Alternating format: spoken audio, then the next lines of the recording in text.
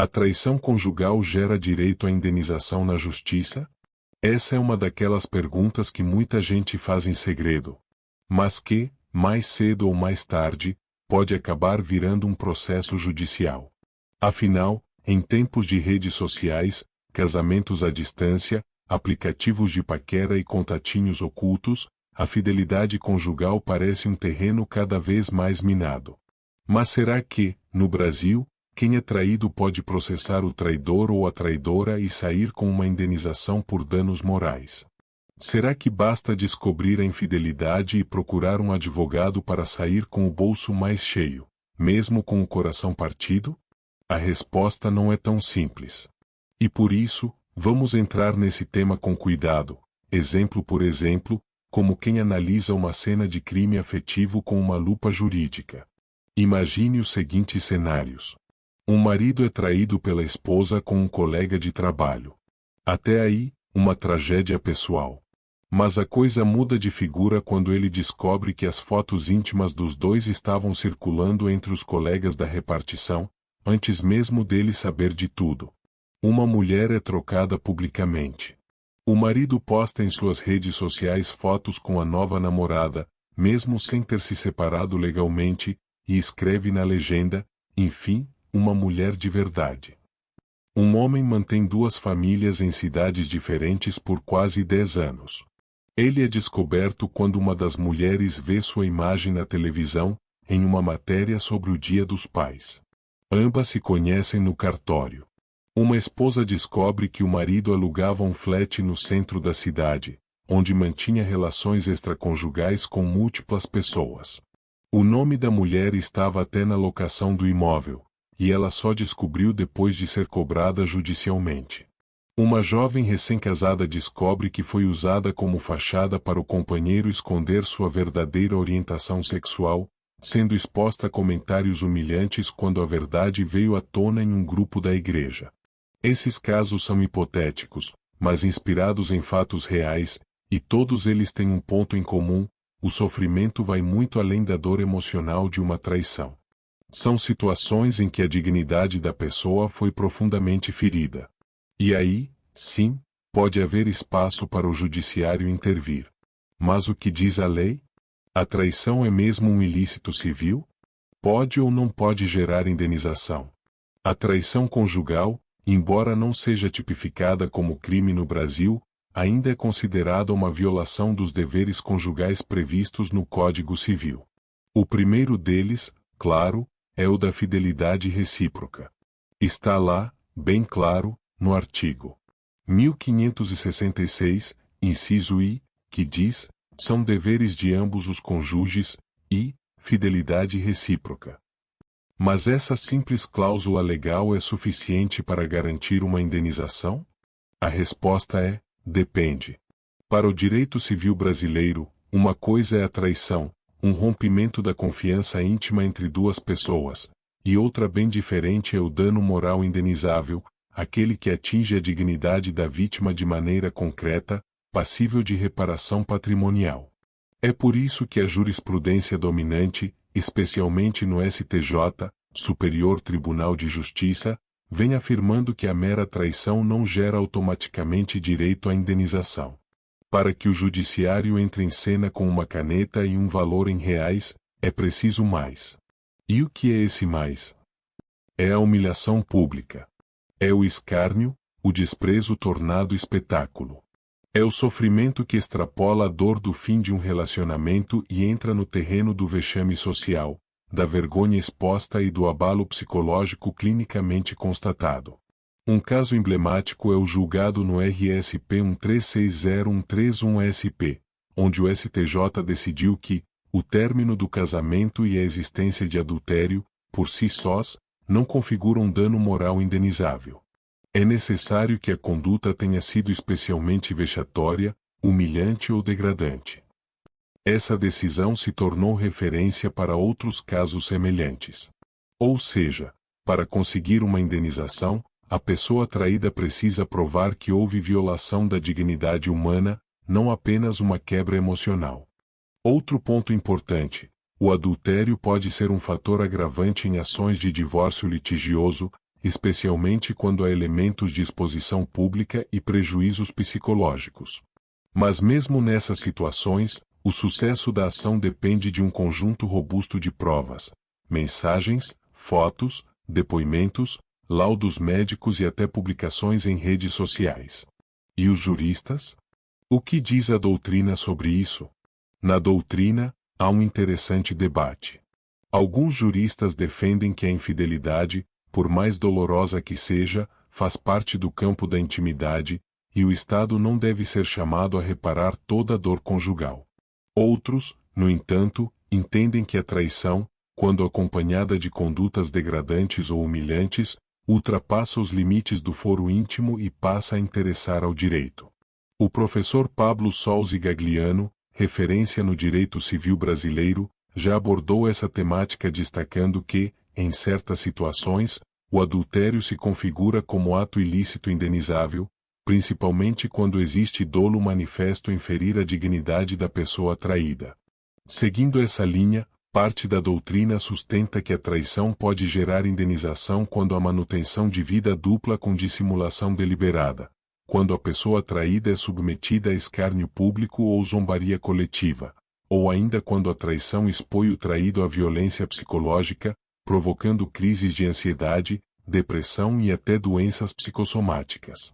O jurista Carlos Roberto Gonçalves também aponta, em sua obra de Direito de Família, que não é a traição em si, mas sim suas consequências sociais e psicológicas, que podem caracterizar o dano moral. Ele lembra que o direito não é um instrumento de vingança, mas de reparação de lesão grave à dignidade humana. Ou seja, a doutrina, em sintonia com a jurisprudência, tem deixado claro, não se trata de punir o adúltero pelo erro moral, mas sim de reparar o sofrimento daquele que, além da dor afetiva, foi alvo de exposição e humilhação indevidas.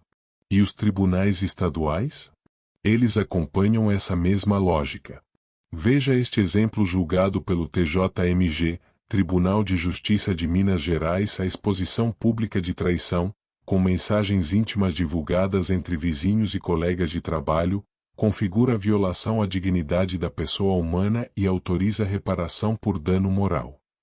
Apelação Cível N graus 1.0024.14.17494350001.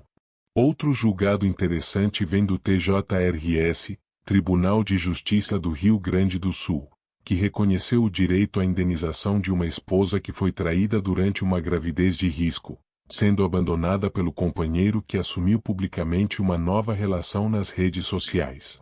O valor da indenização foi fixado em R$20 mil, em razão do agravamento do sofrimento físico e emocional da autora no momento de maior vulnerabilidade.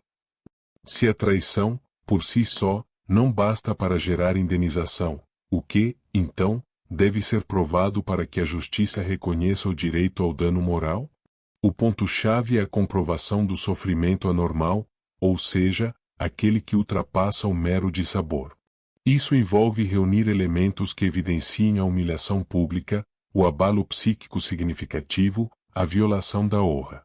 Entre os meios de prova mais comuns estão mensagens trocadas em aplicativos, WhatsApp, Instagram, etc., especialmente se mostram desprezo ou deboche à pessoa traída, postagens públicas em redes sociais, em que o traidor exibe o novo relacionamento antes da separação oficial, depoimentos de testemunhas, laudos médicos ou psicológicos, e documentos comprobatórios de atos que afetaram diretamente a vida da vítima. Em ações judiciais bem instruídas, os tribunais tendem a reconhecer o dano. Mas é essencial destacar, não se trata de uma indenização por adultério, e sim de uma reparação civil por violação da dignidade e da saúde emocional. A petição inicial deve conter uma narrativa clara, fundamentação jurídica embasada, especialmente nos artigos 186 e 927 do Código Civil, e provas robustas que demonstrem o sofrimento causado. Além disso, o juiz avaliará o contexto geral da relação, o tempo de casamento, a existência de filhos, o grau de exposição pública e a situação emocional da parte autora. Como bem resumiu um voto do TJSP, O que se indeniza não é o adultério, mas o ultraje, o escárnio e o sofrimento público ou psicológico causado. O direito não deve servir de palco para vendetas sentimentais, mas para a proteção da dignidade lesada. E aqui chegamos a um ponto sensível: nem sempre o processo traz alívio. Muitas vezes, reabrir feridas em uma ação judicial pode prolongar o sofrimento, especialmente quando não se tem uma expectativa realista do resultado. Por isso, além da orientação jurídica, em muitos casos é recomendável o apoio psicológico. A resposta é sim. É possível vencer uma ação judicial por traição, desde que a traição venha acompanhada de circunstâncias humilhantes, degradantes ou que abalem profundamente a dignidade da pessoa traída. E quanto aos valores? Bom, os tribunais brasileiros não têm uma tabela fixa. O valor da indenização por danos morais é arbitrado conforme a extensão do dano, o grau de culpa do ofensor, a capacidade econômica das partes, claro, a proporcionalidade. Na prática, os valores costumam variar entre R$ 5.000 e R$ 30.000, em média. Há casos excepcionais que ultrapassaram os R$ 50.000, especialmente quando a vítima desenvolveu transtornos psiquiátricos duradouros ou perdeu vínculos sociais e profissionais em razão da exposição sofrida. Um julgado do TJDFT, por exemplo, reconheceu o dano moral de uma mulher que foi traída e humilhada em público pelo marido em uma festa da empresa, onde ele beijou outra mulher diante de todos os colegas. O valor da indenização, R$ 25.000. Outro caso, no TJBA, fixou em R$ 15.000 a indenização de um homem que descobriu que a esposa, enquanto ele estava hospitalizado, usava seu carro para levar o amante em viagens, sendo tudo divulgado por um amigo próximo. O juiz apontou o dano à honra objetiva e subjetiva, além de escárnio social. Esses exemplos deixam claro: não se trata de uma reparação por infidelidade amorosa, mas sim por aquilo que a infidelidade causou na esfera psíquica e social da vítima. O direito civil não é uma máquina de vingança afetiva, e sim um instrumento de proteção da dignidade humana. Aliás, essa é a mensagem final que tanto a doutrina quanto a jurisprudência deixam evidente. Não é o amor que está sendo julgado, mas o desrespeito público à integridade de quem confiava no outro. Portanto, se você sofreu uma traição e se pergunta se tem direito a uma indenização, o caminho é buscar apoio jurídico, preferencialmente, psicológico. Cada caso é um mundo, e o que vale para um, pode não valer para outro. Mas se houver provas concretas de humilhação, exposição indevida ou abalo emocional significativo, a justiça pode, sim, acolher sua dor com reparação. Se gostou do conteúdo, curta e siga o canal. Afinal, traição pode até doer, mas ignorar seus direitos pode sair ainda mais caro.